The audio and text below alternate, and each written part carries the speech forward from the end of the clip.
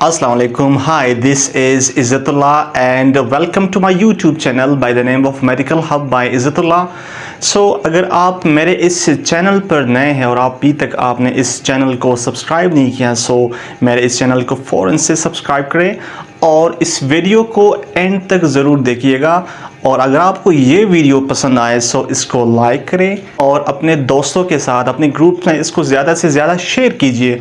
और अगर आपको ये वीडियो पसंद आए और इस तरह की अच्छी वीडियोस आपको चाहिए कि आप इसको देखें आप बेल आइकन को ज़रूर दबाएं ताकि आपको हर आने वाली नए वीडियोस की नोटिफिकेशन मिलता रहे। कमिंग टुवर्ड्स द लेक्चर, और इस लेक्चर में आज पढ़ाऊंगा आपको introduction to allied health sciences.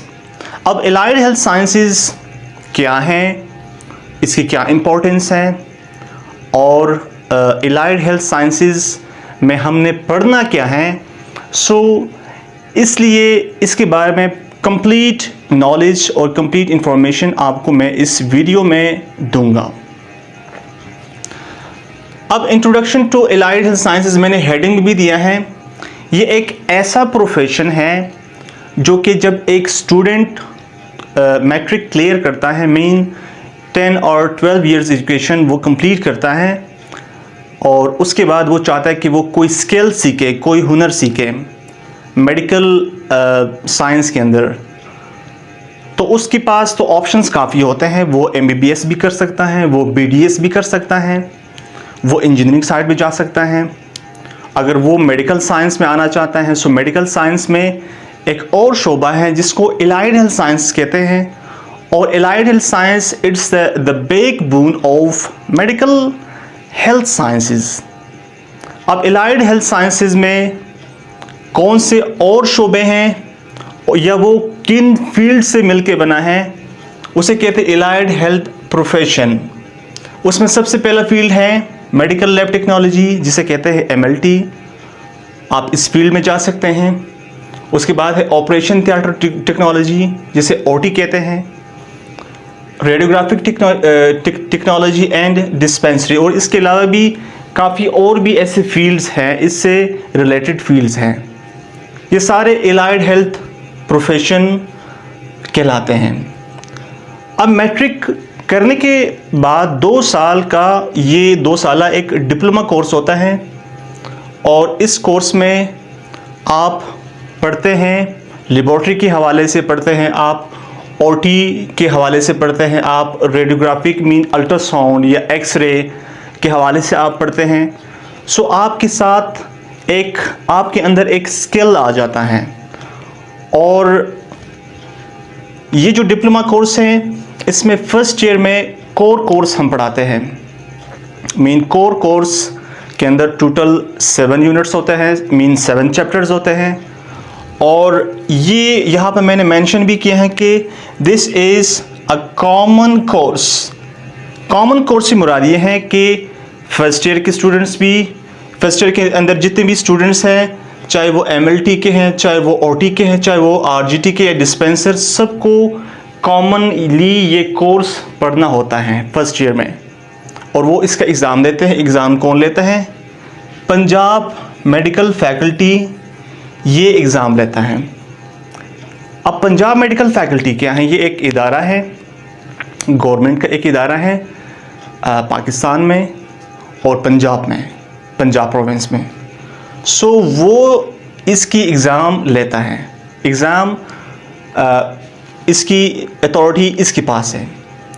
और सेकेंड ईयर में जब स्टूडेंट चले जाते हैं, सेकेंड ईयर में फिर कोर्सेज डिफरेंट हो जाते हैं।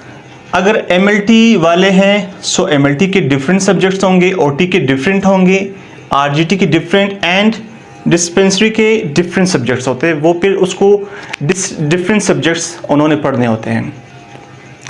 अब आते हैं scope of allied health profession की तरफ। इसका क्या स्कोप है, इसकी क्या इम्पोर्टेंस है, क्योंकि जो भी आप एजुकेशन आप लर्न करते हैं, आप कोई स्किल सीखते हैं, बाद में आप उसको अप्लाई करते हैं। इसके एप्लीकेशंस हमें मिलता है in the form of jobs. आप प्राइवेट सेक्टर में आप जॉब कर सकते हैं। और जॉब कहाँ कहाँ कर सकते हैं? You can work in the labs. अब यहाँ पे मैंने मेंशन किया है कि जो MLT वाले हैं, अगर कोई MLT का डिप्लोमा कर लेता है 2 साल, so that person can work in the lab. इसी तरह आप हॉस्पिटल में काम कर सकते हैं, आप मेडिकल सेंटर में काम कर सकते हैं और क्लिनिक में काम कर सकते हैं। सेम लाइक OT टेक्नीशियन जो कि ऑपरेशन थिएटर में काम करते हैं, that can work in the hospital. Hospital के OTs में वो काम कर सकते हैं।